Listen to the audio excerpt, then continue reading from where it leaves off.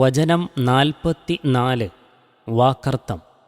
വലൗ തഖവ്വല, അദ്ദേഹം പറഞ്ഞുണ്ടാക്കി എങ്കിൽ, കെട്ടി പറഞ്ഞു എങ്കിൽ, അലൈന, നമ്മുടെ പേരിൽ, ബഅ്ദൽ അക്കാവീൽ, ചില കൃത്രിമ വാക്കുകൾ, വല്ല വാക്കുകളും, ولو تقول علينا بعض الأقاويل, അദ്ദേഹം അഥവാ റസൂൽ നമ്മുടെ പേരിൽ വല്ല വാക്കുകളും കെട്ടിപ്പറഞ്ഞിരുന്നുവെങ്കിൽ. വചനം 45 വാക്കർത്ഥം. ലഅഖദ്ന, നാം പിടിക്കുക തന്നെ ചെയ്യും, മിൻഹു, അദ്ദേഹത്തെ, അദ്ദേഹത്തോട്, ബിൽ യമീൻ, വലങ്കൈ കൊണ്ട്, വലങ്കൈക്ക്, لأخذنا منه باليمين, അദ്ദേഹത്തെ നാം വലങ്കൈ കൊണ്ട് പിടിച്ചു ശിക്ഷിക്കുമായിരുന്നു. വചനം 46 വാക്കർത്ഥം. സുമ്മ ലഖതഅന, പിന്നെ നാം മുറിക്കുകയും ചെയ്യും, മിൻഹു, അദ്ദേഹത്തിൽ നിന്ന്, അൽ വത്തീൻ, ഹൃദയനാഡി, ജീവനാഡി, ثم لقطعنا منه الوتين, പിന്നീട് അദ്ദേഹത്തിൽ നിന്ന് ഹൃദയത്തിലെ ജീവനാഡിയെ നാം മുറിക്കുകയും ചെയ്യുമായിരുന്നു. വചനം 47 വാക്കർത്ഥം.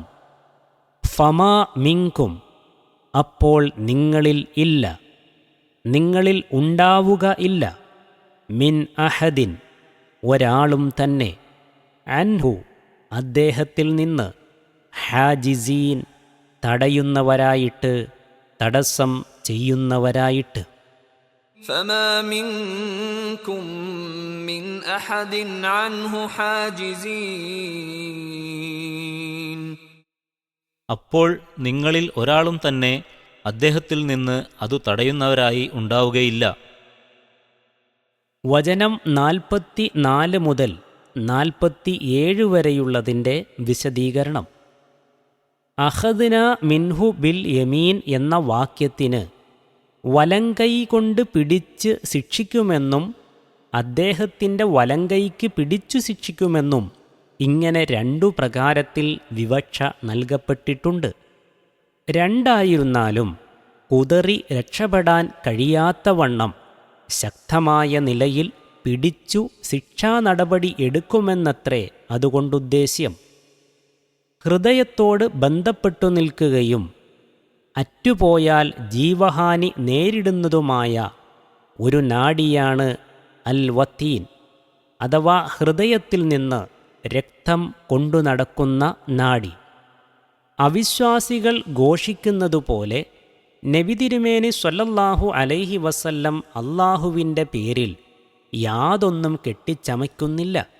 അഥവാ അങ്ങനെ വല്ലതും ചെയ്തേക്കുന്ന പക്ഷം അള്ളാഹു നബി തിരുമേനിയെ ഒരിക്കലും വെറുതെ വിടുകയില്ല. നിശ്ചയമായും അതികഠിനമായി ശിക്ഷിക്കുകയും ജീവഹാനി വരുത്തുകയും ചെയ്യുന്നതാണ്. അങ്ങനെ അള്ളാഹു നടപടി എടുക്കുന്ന പക്ഷം അത് തടയുവാൻ ആരെക്കൊണ്ടും സാധ്യവുമല്ല എന്ന് ഈ വചനങ്ങളിൽ അള്ളാഹു വ്യക്തമായി പ്രസ്താവിക്കുന്നു. ഒരു ഭൗതിക ഭരണകൂടത്തിൻ്റെ ഔദ്യോഗിക വൃത്തത്തിൽ വച്ച് ഉത്തരവാദപ്പെട്ട ഒരു വ്യക്തി ആ ഭരണാധിപൻ്റെ പേരിൽ വല്ലതും കെട്ടിച്ചമച്ചു പറയുന്ന പക്ഷം അത് രാജദ്രോഹവും ഭരണഭദ്രതയ്ക്ക് ഹാനികരവുമായി ഗണിക്കപ്പെടുകയും വമ്പിച്ച ശിക്ഷാ നടപടികൾക്ക് അയാൾ വിധേയനായി തീരുകയും ചെയ്യുമല്ലോ.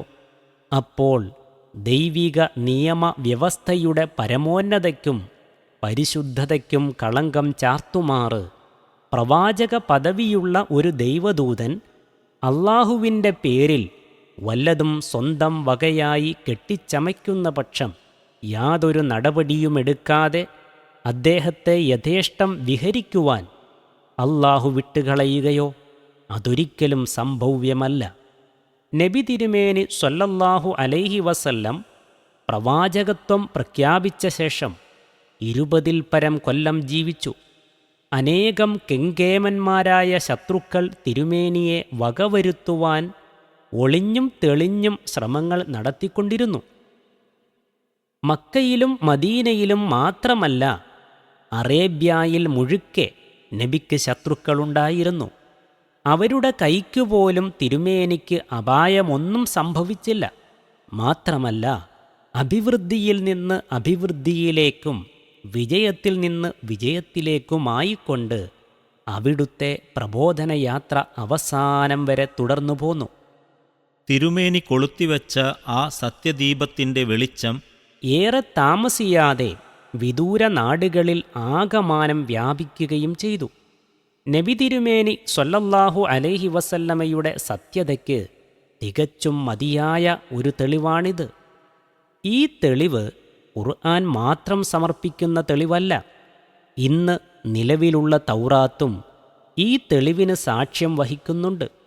മൂസാ നബി അലൈഹിസ്സലാമയോടും അള്ളാഹു പ്രസ്താവിച്ചതായി തൗറാത്തിൽ ഇങ്ങനെ കാണാം: നിന്നെപ്പോലെ ഒരു പ്രവാചകനെ ഞാൻ അവർക്ക് അവരുടെ സഹോദരന്മാരുടെ ഇടയിൽ നിന്ന് എഴുന്നേൽപ്പിച്ച് എൻ്റെ വചനങ്ങളെ അവൻ്റെ നാവിന്മേൽ ആക്കും.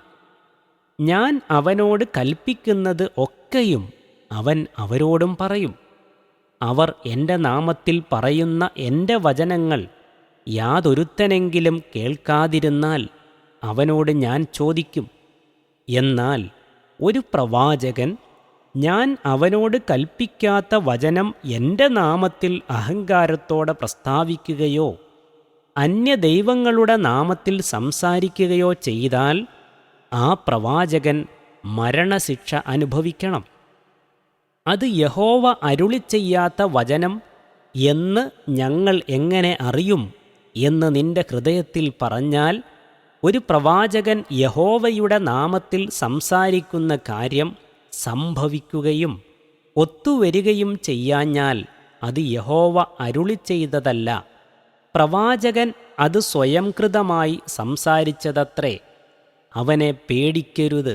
ആവർത്തന പുസ്തകം 18-ാം അധ്യായത്തിൻ്റെ 18 മുതൽ 22 വരെയുള്ള വചനങ്ങൾ. ഇതിൽ മൂസ അലൈഹിസ്സലാമിനെ പോലെ ഒരു പ്രവാചകനെ അവരുടെ അഥവാ ഇസ്രായേല്യരുടെ സഹോദരങ്ങൾക്കിടയിൽ നിന്ന് എഴുന്നേൽപ്പിക്കുമെന്ന് പറഞ്ഞുവല്ലോ. ഇത് ഇസ്രായേല്യരുടെ സഹോദരവർഗമായ ഇസ്മാഈലികളിൽ അറബികളിൽ എഴുന്നേൽപ്പിക്കപ്പെട്ട മുഹമ്മദ് തിരുമേനി സ്വല്ലല്ലാഹു അലൈഹി വസല്ലമയെ കുറിച്ചാണെന്നത് വ്യക്തമാണ്. ചരിത്ര സ്വഭാവങ്ങൾ വെച്ചു നോക്കുമ്പോൾ മൂസാ നബി അലൈഹിസ്സലാമയോട് ഉപമിക്കാവുന്ന ഒരു പ്രവാചകൻ നബി തിരുമേനി സ്വല്ലല്ലാഹു അലൈഹി വസല്ലമയല്ലാതെ മറ്റൊരു പ്രവാചകൻ എഴുന്നേൽപ്പിക്കപ്പെട്ടിട്ടുമില്ല. വല്ല പ്രവാചകനും അള്ളാഹുവിൻ്റെ പേരിൽ കെട്ടിപ്പറയുകയോ അന്യദൈവങ്ങളുടെ നാമത്തിൽ സംസാരിക്കുകയോ ചെയ്താൽ അദ്ദേഹം കൊല്ലപ്പെടണമെന്നും അതിൽ പറഞ്ഞു. ഇത് ഖുർആൻ ഇവിടെ പ്രസ്താവിച്ച അതേ ആശയമാണ് കുറിക്കുന്നത്. വേദക്കാർ ജൽപ്പിക്കുന്നതുപോലെ നബി സ്വല്ലല്ലാഹു അലൈഹി വസല്ലം സത്യപ്രവാചകനല്ലായിരുന്നുവെങ്കിൽ അവിടുന്ന് കൊല്ലപ്പെട്ടു പോകേണ്ടിയിരുന്നു. അത് സംഭവിച്ചില്ല. മാത്രമോ, വല്ലാഹു യഅ്സിമുക മിനന്നാസ്, അല്ലാഹു നിന്നെ മനുഷ്യരിൽ നിന്ന് കാത്തു രക്ഷിക്കുന്നതാണ് എന്ന് വാഗ്ദാനം നൽകി അല്ലാഹു നബിക്ക് ധൈര്യമൂട്ടുകയും ചെയ്തു. സത്യപ്രവാചകനെ തിരിച്ചറിയുവാൻ തൗറാത്ത് നിർദ്ദേശിച്ച അടയാളം യഹോവയുടെ അഥവാ അല്ലാഹുവിൻ്റെ നാമത്തിൽ സംസാരിക്കുന്ന കാര്യങ്ങൾ സംഭവിക്കുകയും ഒത്തുവരികയും ചെയ്യുക എന്നതാണല്ലോ. ഇത് നബി സല്ലല്ലാഹു അലൈഹി വസല്ലമയിൽ സാക്ഷാത്കൃതമായിട്ടുണ്ടെന്ന് തീർച്ചയാണ്. തിരുമേനിയുടെ പ്രവചനങ്ങൾ പൂർത്തിയായി പുലരാത്തതായി ഒന്നും തന്നെ ഇതുവരെ തെളിയിക്കപ്പെട്ടിട്ടില്ല. ആവർത്തന പുസ്തകത്തിലെ അവസാന സൂക്തത്തിൽ മോശയെപ്പോലെ ഒരു പ്രവാചകൻ ഇസ്രയേലിൽ പിന്നെ ഉണ്ടായിട്ടില്ല എന്ന് പ്രഖ്യാപിച്ചിരിക്കുന്നത് കാണാം. ഈ വാചകം മൂസാ നബി അലൈഹിസ്സലാമയുടെ കാലത്തുള്ള തൗറാത്തിൽ ഉള്ളതല്ല. പിൽക്കാലത്ത് ആരോ എഴുതി ചേർത്തതാണ് എന്ന് പ്രാഥമിക ബുദ്ധിയുള്ളവരാരും സമ്മതിക്കും. ഇതുപോലെ വേറെ ചിലതും അതിൽ ഉണ്ട്. അത് ആർ എഴുതി ചേർത്തതായാലും ശരി, അതെഴുതി ചേർത്ത കാലം വരെ മൂസാ നബി അലൈഹിസ്സലാമിനെ പോലെ ഒരു പ്രവാചകൻ ഉണ്ടായിട്ടില്ല എന്നേ അതിനർത്ഥമുള്ളൂ. അതിനുശേഷം ഇസ്രായേല്യരിൽ തന്നെയോ അല്ലെങ്കിൽ ഏതെങ്കിലും കാലത്ത് ഇസ്മായീലികളിലോ ഉണ്ടായിട്ടില്ലെന്ന് ആ വാക്കിന് അർത്ഥമില്ല. എന്നാൽ ഈസാ നബി അലൈഹിസ്സലാമയുടെ കാലം വരെ ആ പ്രവാചകൻ വന്നിട്ടില്ലെന്നും അതുവരെയും ആ പ്രവാചകന്റെ വരവ് അവർ കാത്തിരിക്കുന്നുണ്ടായിരുന്നുവെന്നും നിലവിലുള്ള ഇഞ്ചീലിൽ നിന്നും വ്യക്തമാകുന്നു.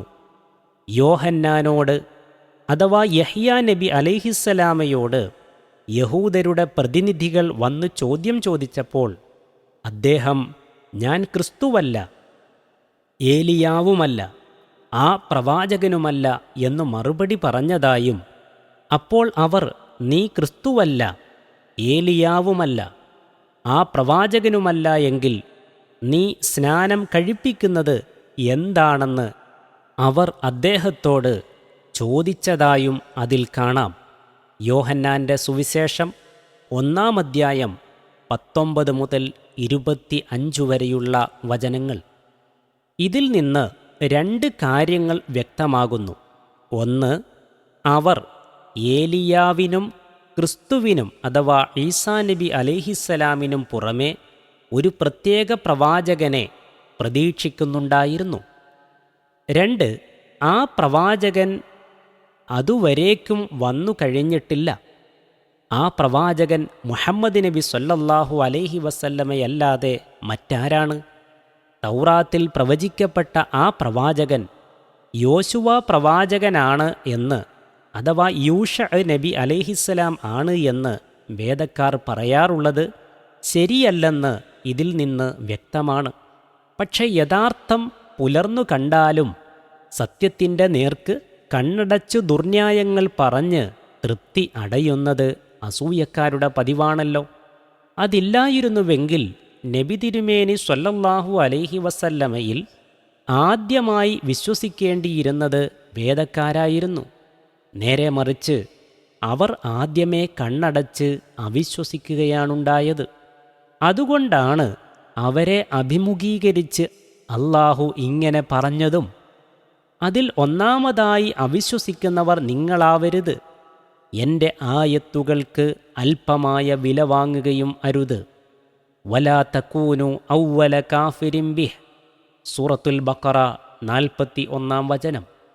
ഖുർആൻ മനുഷ്യ സാഹിത്യമല്ല, അത് കവിതയുമല്ല, പ്രശ്നക്കാരൻ്റെ ഇളകിയാട്ടവുമല്ല, പിശാചിൻ്റെ ദുർബോധനവുമല്ല. അതിനെല്ലാം ഉപരിയായ ഒരു യഥാർത്ഥവുമാണത്. അതെ, അത് പരിപൂർണമായും ദിവ്യവചനങ്ങളാണ്. ഈ സത്യം അതിൻ്റെ ശത്രുക്കളിൽ പലരും ശരിക്കും മനസ്സിലാക്കിയിട്ടുണ്ടെന്നുള്ളത് ഒരു പരമാർത്ഥം മാത്രമാകുന്നു. പക്ഷേ 49-ാം വചനത്തിൽ കാണുന്നതുപോലെ അവർ അതിനെ നാവുകൊണ്ടും പ്രവൃത്തി കൊണ്ടും വ്യാജമാക്കുവാൻ തന്നെ ഉറച്ചിരിക്കുകയാണ് എന്നേയുള്ളൂ. ചില സന്ദർഭങ്ങളിൽ അത്തരക്കാരിൽപ്പെട്ട ചില ആളുകളിൽ നിന്ന് മുൻകാലത്തും ഇക്കാലത്തും ആ പരമാർത്ഥം പുറത്തു ചാടാറുണ്ട് താനും. അടുത്ത കാലത്തെ ഒരു ഉദാഹരണം നമുക്കിവിടെ എടുത്തു കാണിക്കാം. മർഹൂം അല്ലാമ സയ്യിദ് റഷീദ് റിള അദ്ദേഹത്തിൻ്റെ പ്രസിദ്ധ ഗ്രന്ഥമായ അൽ വഹ്യുൽ മുഹമ്മദിയിൽ നിഷ്പക്ഷമതികളായ ആധുനിക ചിന്തകന്മാരിൽ ചിലർ നബി സല്ലല്ലാഹു അലൈഹി വസല്ലമയെയും ഖുർആനെയും സംബന്ധിച്ച് അവരുടെ വിശ്വാസവും മതിപ്പും രേഖപ്പെടുത്തിയതിനെപ്പറ്റി പ്രസ്താവിക്കുന്ന മധ്യേ ഒരു ഭൗതികവാദിയായ ഷിബിലി ഷീമുവിൽ അദ്ദേഹത്തിനയച്ച ഒരു കത്ത് ഉദ്ധരിച്ചിരിക്കുന്നു. ആരാണ് ഷിബിലി ഷീമുവിൽ? തത്വശാസ്ത്ര പണ്ഡിതനായ അദ്ദേഹം ആദ്യം ഒരു സിറിയൻ കത്തോലിക്ക വിഭാഗത്തിൽപ്പെട്ട ആളായിരുന്നു. പിന്നീട് പദാർത്ഥവാദിയായി തീർന്നു. പ്രസിദ്ധമായ അൽ മനാർ, മജല്ലത്തുൽ മനാർ മാസികയിൽ നബി തിരുമേനി സ്വല്ലല്ലാഹു അലൈഹി വസല്ലമയെ സംബന്ധിച്ച് താൻ എഴുതിയിരുന്ന ചില ലേഖനങ്ങൾ കണ്ട അവസരത്തിലാണ് ആ കത്ത് അദ്ദേഹം തനിക്ക് അയച്ചതെന്നും ആ കത്ത് അൽമനാർ 11-ാം പുസ്തകം 1-ാം ലക്കത്തിൽ പ്രസിദ്ധം ചെയ്തിരുന്നുവെന്നും റഷീദ് റിള റഹ്മത്തുള്ളാഹി അലൈഹി അതിൽ പ്രസ്താവിച്ചിരിക്കുന്നു. അല്ലാമ സയ്യിദ് റഷീദ് റിള ഷിബിലി ഷാമുവേലിന് അയച്ച കത്ത് ഇങ്ങനെയാണ്: താങ്കൾ മുഹമ്മദിനെ ഒരു പ്രവാചകനെന്ന നിലയ്ക്ക് നോക്കിക്കാണുകയും അദ്ദേഹത്തെ ഒരു മഹാനായി ഗണിക്കുകയും ചെയ്യുന്നു. ഞാൻ അദ്ദേഹത്തെ ഒരു മഹാനെന്ന നിലയ്ക്ക് നോക്കിക്കാണുകയും അതിമഹാനായി ഗണിക്കുകയും ചെയ്യുന്നു. നാം മതവിശ്വാസത്തിൽ 2 പരസ്പര വിരുദ്ധമായ വശങ്ങളിലാണുള്ളതെങ്കിലും വിശാല ബുദ്ധിയിലും നിഷ്കളങ്കമായി സംസാരിക്കുന്നതിലും നാം യോജിക്കുന്നു.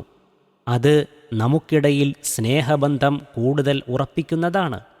പിന്നീട് തുടർന്നുകൊണ്ട് അദ്ദേഹം താഴെ കാണുന്ന ഈ കവിതയും എഴുതിയിരിക്കുന്നു: ദഅമിൻ മുഹമ്മദിൻ ഫീ സദാ ഖുർആനിഹി മാഖദ് നഹാഉ ലിലുഹ്മത്തിൽ ഗായാത്തി ഇന്നി വ ഇൻ അകു ഖദ് കഫർതു ബിദീനിഹി ഹൽ അക്ഫുറന്ന ബി മുഹ്കമിൽ ആയാത്തി ഔ മാ ഹവത് ഫീ നാസിഇൽ അൽഫാളി മിൻ ഹിക്മിൻ റവാദിഅ ലിൽ ഹവാ വഇലാത്തി വശറാഇ ലൗ അന്നഹും അഖലൂ ബിഹാ മാ ഖയ്യദുൽ ഉംറാന ബിൽ ആദാത്തി നിഅമൽ മുദബ്ബിറു വൽ ഹകീമു വഇന്നഹു റുബ്ബൽ ഫസാഹത്തി മുസ്തഫൽ കലിമാത്തി റജുലുൽ ഹിജാ റജുലുസ് സിയാസത്തി വദ്ദുഹാ